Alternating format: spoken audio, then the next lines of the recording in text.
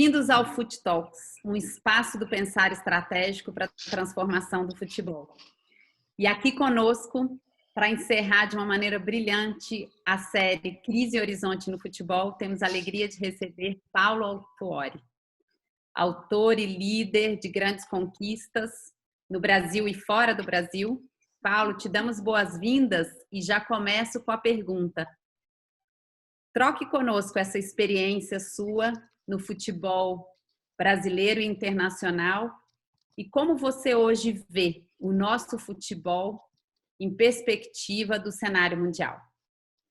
Bem-vindo. Muito obrigado, Lu. É um prazer para mim estar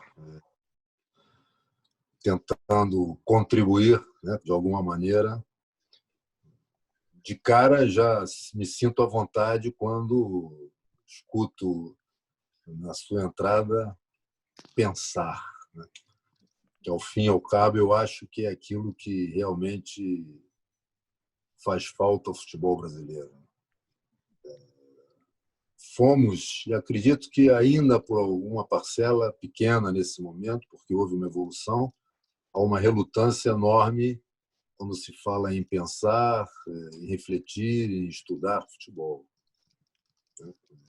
Eu não tenho como deixar de tocar nesse assunto, porque quando eu estava em Portugal, eu peguei exatamente a transição da antiga escola de treinadores para essa escola atual, que é considerada no mundo todo e com uma reputação enorme.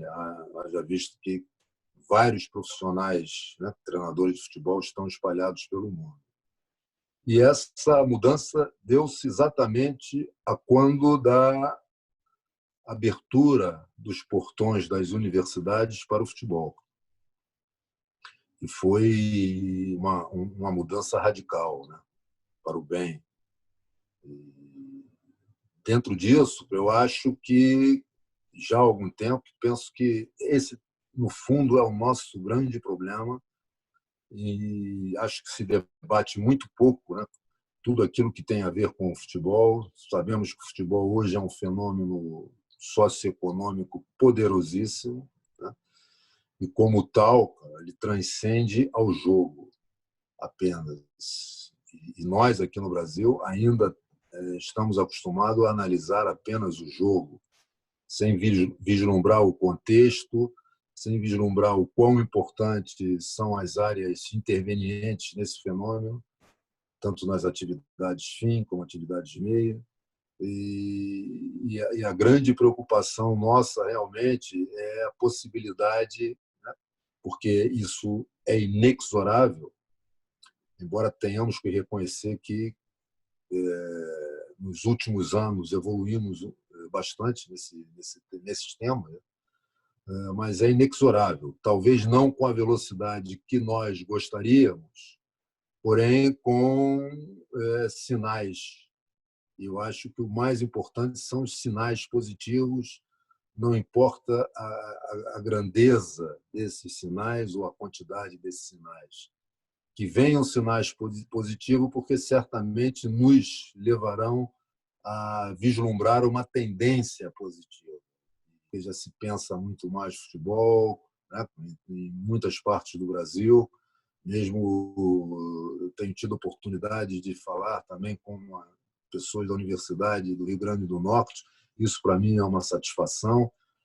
Ao mesmo tempo que é uma satisfação ver gestões de clubes como Bahia, Fortaleza e Ceará, hoje no contexto, na conjuntura do futebol brasileiro, ou seja, falar do Nordeste em relação ao futebol, porque sabemos que sempre foi, e continuará a ser um celeiro, né, de jogadores, mas sentir hoje que há uma preocupação em dotar as instituições que lá estão, né, desportivas, de uma gestão consentânea com as exigências atuais, né? Então, toda vez que eu cito esses três clubes, eu faço com muita felicidade.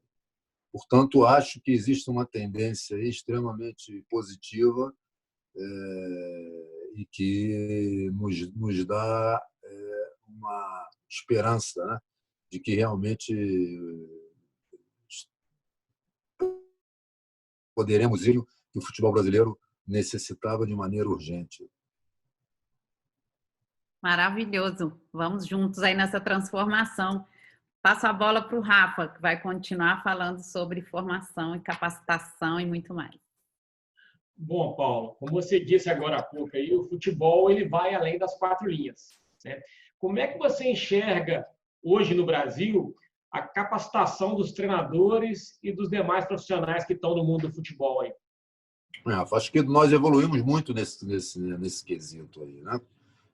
Realmente já há uma preocupação, mesmo eu estou muito à vontade para falar, porque eu sou de uma geração de técnicos, né, que ainda temos aí, eu espero que continuem, porque tem muito a contribuir, né, de alguma maneira.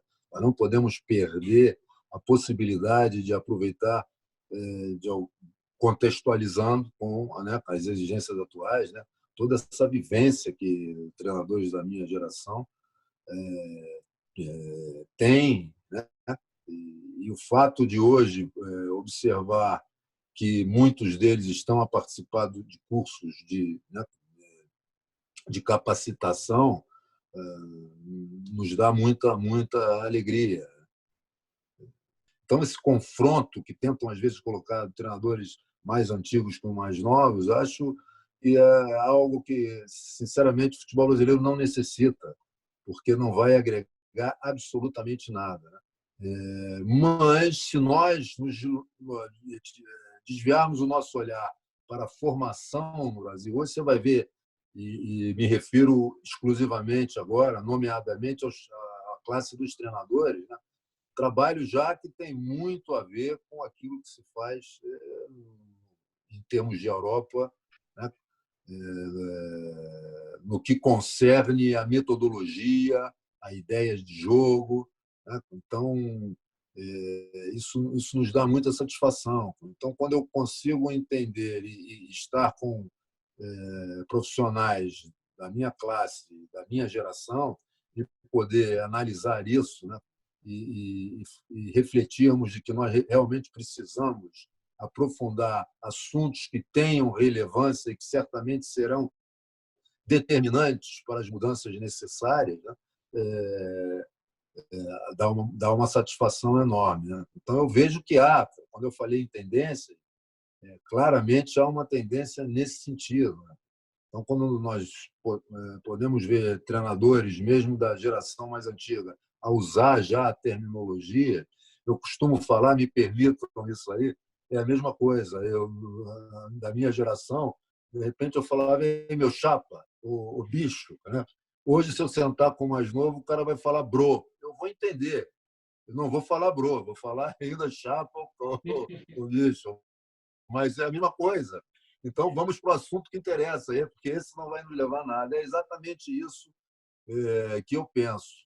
Então, quando você começa a criar cursos de capacitação nos segmentos intervenientes no fenômeno futebol, né, é fundamental. E mais ainda é quando nós podemos ver profissionais de outras áreas estarem preocupados também em participarem, por exemplo, de cursos de treinador, porque é fundamental, né? É fundamental porque você vai esbarrar em algum momento em uma situação importante para ele e dentro daquilo que ele faz, ele vai poder ter uma abrangência muito maior. Você afirmou que no Brasil a gente foca muito no jogo e pouco no entorno, né? Eu entendo, conhecendo um pouco o seu pensamento, que você está se referindo a entender o jogo também na perspectiva desse entorno que envolve as dimensões da governança, da gestão, da administração, da dimensão política, inclusive, né?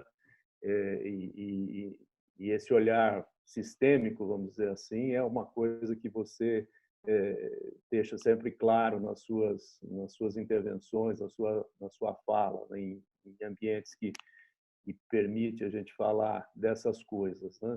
Mas às vezes no jogo, né, ele é também, por outro lado, não sei se você concorda, mas muitas vezes ele tem o foco no jogo, mas ele também contemplam uma superficialidade que talvez a gente precise aprofundar, né? Então, eu gostaria que você falasse um pouco sobre isso, né? Porque na medida em que há décadas, né, quando o futebol era mais assim, o aspecto técnico era mais realçado, né? A própria solução de tomadas de decisão tinha um outro contexto, né? Hoje o jogo é muito mais exigente, muito mais complexo em todas as suas vertentes, né? E eu gostaria que você falasse um pouco sobre dois aspectos específicos dentro dessa evolução do jogo em relação à inteligência, né? Não só a inteligência individual, mas a inteligência coletiva, que hoje é uma necessidade muito maior, né? Salvo o melhor juízo, gostaria de te ouvir, e o componente da criatividade, na medida que os modelos de jogo, às vezes, por vezes, amarra a própria possibilidade de criação dos jogadores dentro de campo, né? Então, eu queria que você discorresse um pouquinho, né, sobre essas questões. Não, ótimo, concordo plenamente com você, que o foco no jogo ainda acontece de maneira muito superficial, né? Por exemplo, eu hoje, mesmo como treinador, porque entendo que um trabalho, e essa é a minha grande crítica ainda ao futebol brasileiro, você precisa construir uma lógica, né, na formar com as ideias e daquilo que você deseja como treinador, né? E, por vezes, isso torna-se muito difícil justamente pela falta de conhecimento das pessoas que estão envolvidas e que têm o poder de tomar decisões. Dentro dessa perspectiva, por exemplo, eu gosto sempre de ilustrar coisas, essa importância que você falou, né, de uma abrangência maior, que ao fim e ao cabo vai levar, não há como você desassociar isso tudo daquilo que vai se refletir dentro de campo, né? Então, eu costumo dar um exemplo. Se você chegar, e nós vamos focar o futebol de Europa, os clubes top, em que hoje, claramente, eles precisam vender a sua marca. Então, clubes de top, nós sabemos que estão a fazer as suas pré-temporadas no mercado asiático, né? E já vão com jogos a fazer, coisa que antes não era uma coisa muito normal de se ver. Então, quando você chega para o treinador e diz: "Pô, nós vamos fazer um torneio de pré-temporada que teremos que jogar de 2 em 2 dias, e pronto", a maneira como o treinador vai receber aquilo e como ele vai transmitir para os jogadores, certamente já irá causar, né, uma certa tormenta.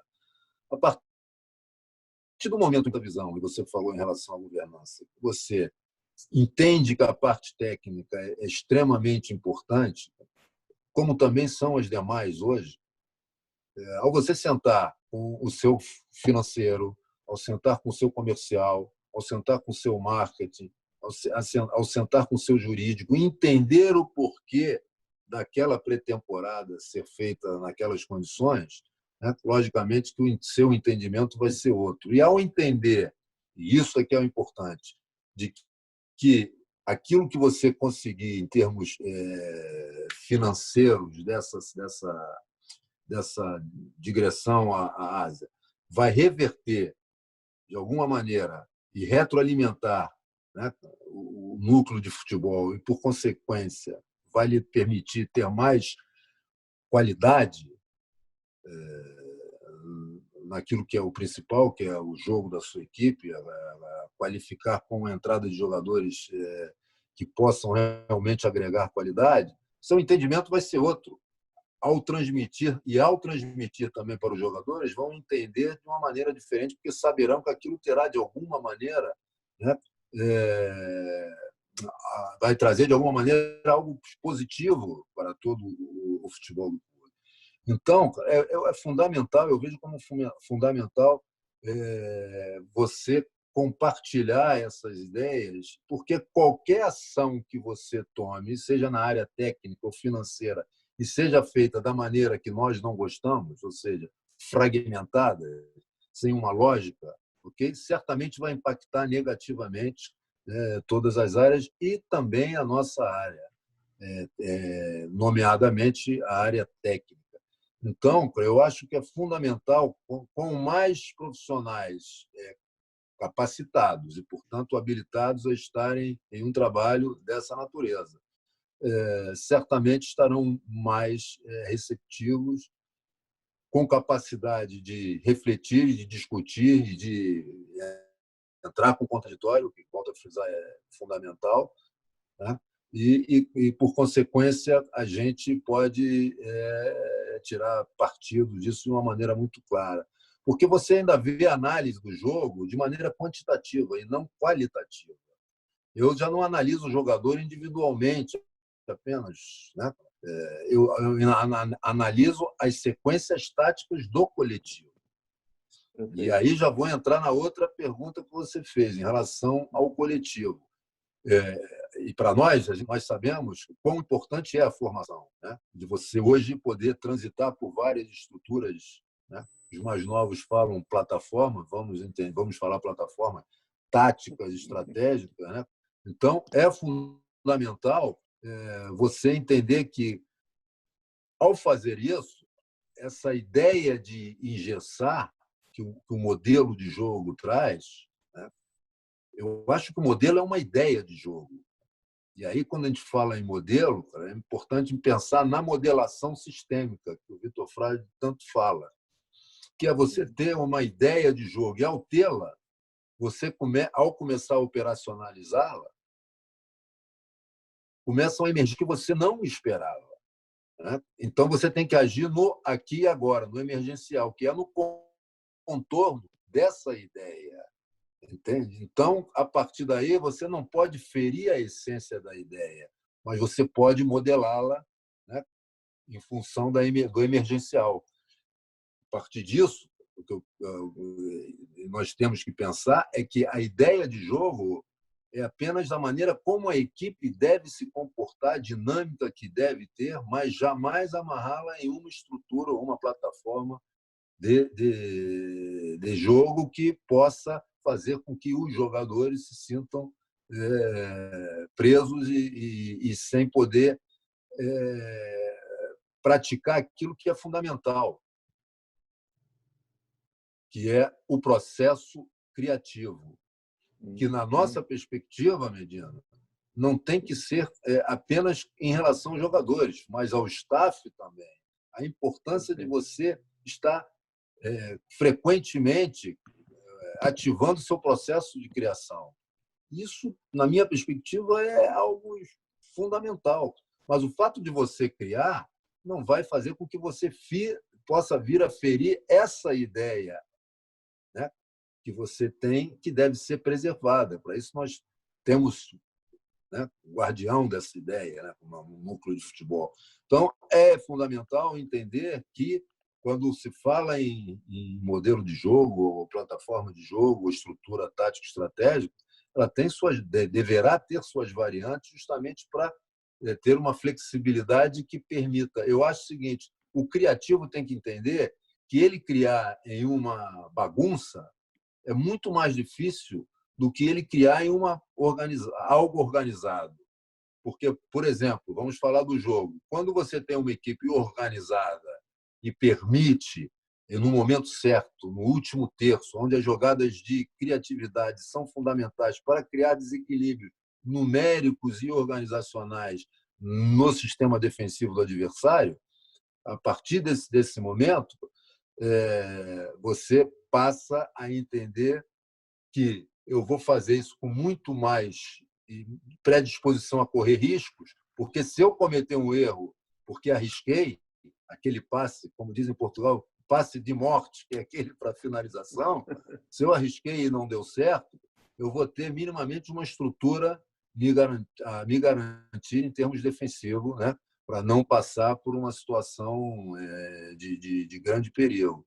Então, é fundamental, sim, esse processo criativo. E a gente sabe que hoje o mundo corporativo está atrás de pessoas criativas, porque, ao fim e ao cabo, são elas que realmente fazem a diferença. Agora, a ideia, quando se passa e fala eminentemente em futebol, especialmente a jogadores, é de que o criar tem que estar aliado a uma liberdade. Então, a questão não é a falta de liberdade que você tem de fazer, de tomar decisões, né?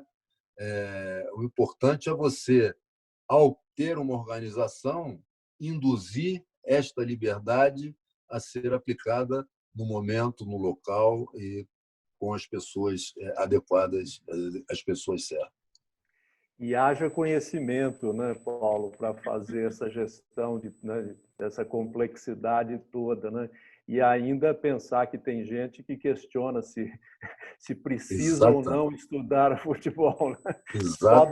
Só dando risada mesmo. Né? Exatamente. Mas isso é tão simples em termos de aquilo que nós falamos.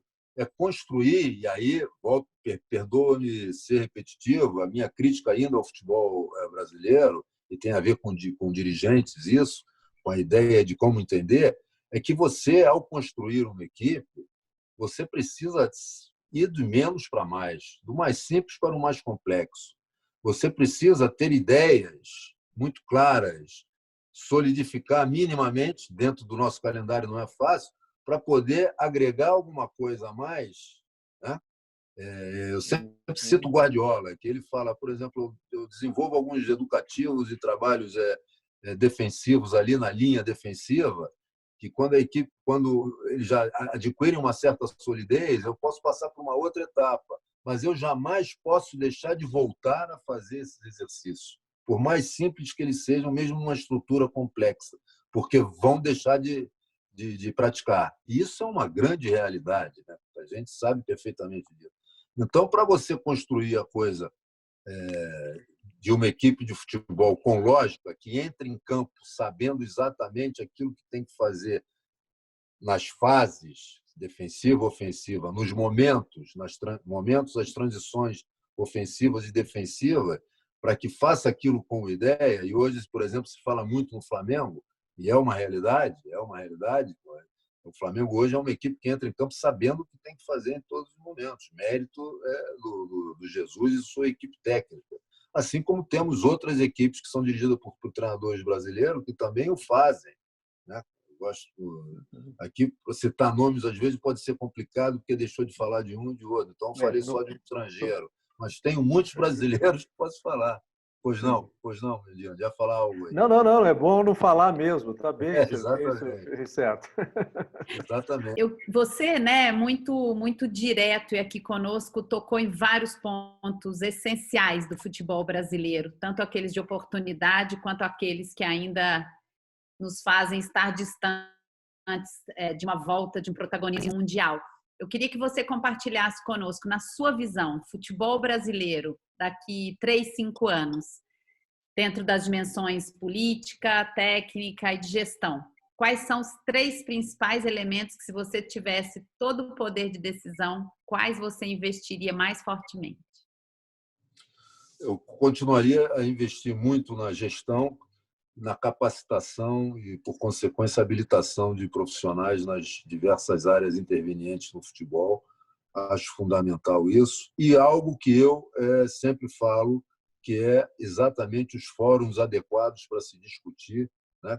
Que devem ser, em termos quantitativos, muito mais daquilo que vemos até então, temos oportunidade de observar até então, né? Porque acho fundamental um grande debate, né? Fomentado por aqueles que realmente têm responsabilidade, né? Porque eu acreditaria que nós deveríamos criar um plano de 10 anos aí em relação ao futebol brasileiro, né? E a cada 3 anos fazer uma análise disso, daquilo que se consegue, mas, paralelo a isso, fomentar simpósios, congressos das diversas áreas intervenientes no futebol, para que, ao final de cada ano, as lideranças desses segmentos pudessem estar juntos e poder falar das suas necessidades, das suas angústias, das suas ansiedades, para que pudessem ir, sim, vou aproveitar o que eu falei anteriormente, de modelação, ir modelando a cada ano aquilo que nós deveríamos fazer nesse espaço. Ao mesmo tempo que eu falo isso, me permitam, e peço desculpa desde já, mas o lado cético tem a ver como pensar nisso e entender a realidade do futebol do Rio de Janeiro, por exemplo. Entende? Então, eu acho que aí está realmente, nós precisamos pensar em mudanças claras em relação a algumas instituições que têm a ver com o futebol brasileiro, para que pensem de uma maneira de que nós devemos elevar a fasquia, botar o sarrafo lá em cima, para que todos possam crescer. Nós temos que eliminar completamente do nosso horizonte essa ideia que ainda é nossa, e aí me refiro eminentemente ao futebol, né? A nossa área, de reinar enfraquecendo os demais. Né? O importante é que todos possam crescer, né? De uma maneira equilibrada, né? Mas que com o objetivo de que, ao fim e ao cabo, é de melhorar o espetáculo. Né? Se temos essa ideia, não podemos pensar em enfraquecer o nosso rival, porque nós dependemos do nosso rival. Isso que faz com que o futebol seja aquilo que é no mundo todo, essa grande paixão, né? Que é. E eu vejo essas três situações importantes, né?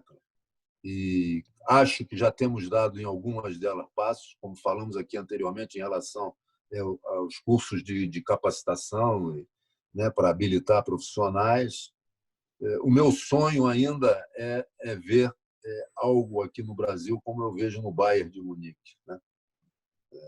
Ou seja, que os jogadores que estão a terminar a carreira já entendam quão importante é entrar nesses cursos, né, de capacitação, se prepararem, porque eu gostaria de ver um presidente de honra como é o Franz Beckenbauer, um presidente como é o Rummenigge, como um diretor de futebol como era o Uli Hoeneß, um coordenador técnico como era o Matias Sammer, ou seja, ex-praticantes que não podemos de maneira nenhuma desperdiçar toda essa vivência, né? Aqui nós temos claramente, uma figura que sou suspeito a falar, acho que nós somos, do Paulo André. É exatamente esse exemplo que nós temos. Assim como eu tenho que parabenizar e tirar o chapéu para o Mauro Silva, que está na Federação de Futebol de São Paulo, né? Tendo a oportunidade de, dentro da federação, chamar essas áreas intervenientes, as classes, distintas classes, e escutá-los. Né? O fato de você escutar essas pessoas, por si só, já irá eliminar espaço futuro para possíveis reclamações. Por quê?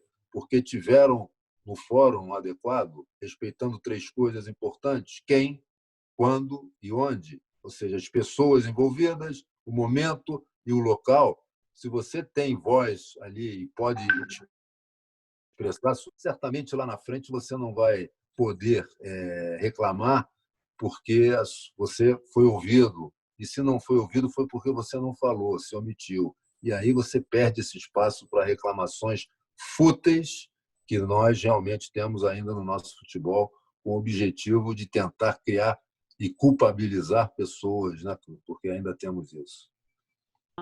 Eu tive o prazer de conhecer o Medina fazendo trabalho no Clube Atlético Paranaense, que você sabe, né? E aí eu sou de consultoria de vários setores, então essa coisa da concorrência para a gente é Brahma e Antártica, né? Que é a mais. Então eu venho desse mundo aí. E fui aprendendo com o mestre, mas o que mais me surpreendeu foi um dia que o Petralha me chamou a mim e Medina, infelizmente um pouco antes dele sofrer a primeira cirurgia, e convidou a gente para fazer a viagem com o time para a Argentina. Falou: Lô, vocês precisam fazer a consultoria para o River Plate. Falei: não entendi. Você vai me apresentar para um concorrente aqui da América, porque de alguma mundial tem que passar por ali, né?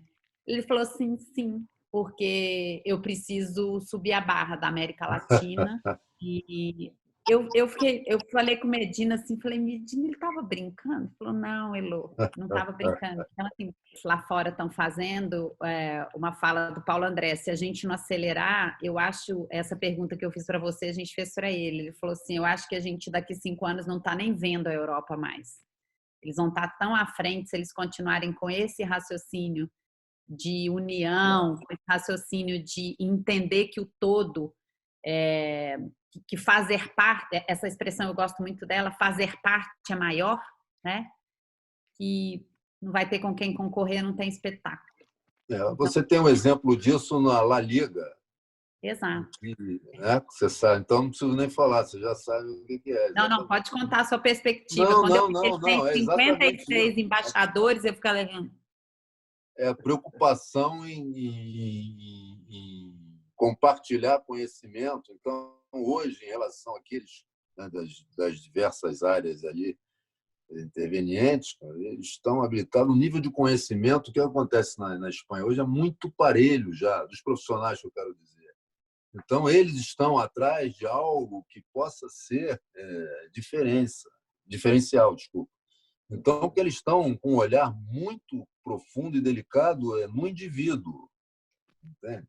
E aí falo do jogador, né? Porque é uma procura grande, justamente porque as áreas de conhecimento estão muito bem desenvolvidas, trabalhadas, compartilhadas. Então, o conhecimento já é muito parelho. Você não vai ver uma equipe a fazer coisas, uma comissão técnica de um clube a fazer coisas tão diferentes daquele que os clubes top fazem, né? E quando não tem, a La Liga oferece essas oportunidades. Isso é. Então, talvez o Paulo André fale justamente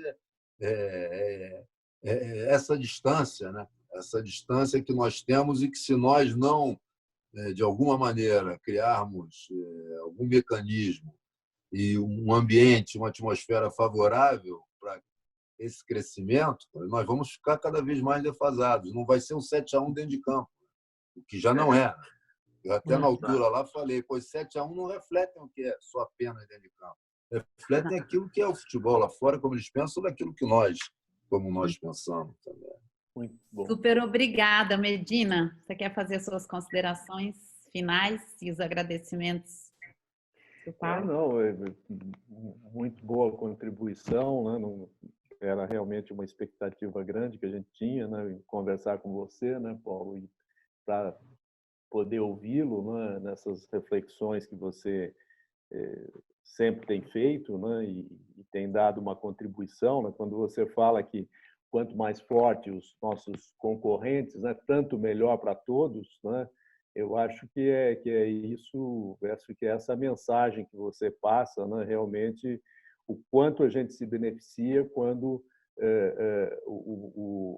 o sarrafo está alto, né? E muitas vezes a gente se contenta ou até se regozija, né, do fracasso dos nossos oponentes, né? Mas acho que são eles que nos dão força para a gente crescer. Isso vale, acho que, para tudo, né, Paulo? Não só dentro de campo, né, mas na vida da gente, né? Então, por isso, essa é uma característica até que a gente na Universidade de Futebol sempre tem procurado fazer, né, de trazer as pessoas, né, para próximo da Universidade de Futebol que tenha contribuições relevantes a dar, né? E você, indiscutivelmente, é uma delas, e a gente tem que só agradecer mais uma vez, né, a sua gentileza em conceder essa maravilhosa entrevista para a gente. Eu que agradeço uma vez mais a oportunidade que vocês me proporcionam e dizer que ao longo desses anos aí tenho acompanhado, né, a excelência do trabalho de todos vocês para se pensar o futebol, se refletir sobre o futebol, mas, acima de tudo, com esse objetivo, né, de criar uma excelência para que o sarrafo esteja acima realmente e todos nós possamos vislumbrar condições de conhecimento e oportunidades para chegar aonde desejamos. Mas que seja um crescimento de todos, né? Porque quando se fala em futebol brasileiro, não podemos pensar no crescimento do futebol brasileiro com o enfraquecimento de alguns e apenas o crescimento de outros, né? Essa discrepância é absurda. Esses diferenciais competitivos que estão em número exagerado no futebol brasileiro, nós temos que equilibrar isso da melhor maneira possível, que o diferencial seja competitivo, seja aquele que realmente é, ou seja, dentro de campo, o trabalho dos jogadores como individualidade, do coletivo e do trabalho das pessoas intervenientes nesse fenômeno.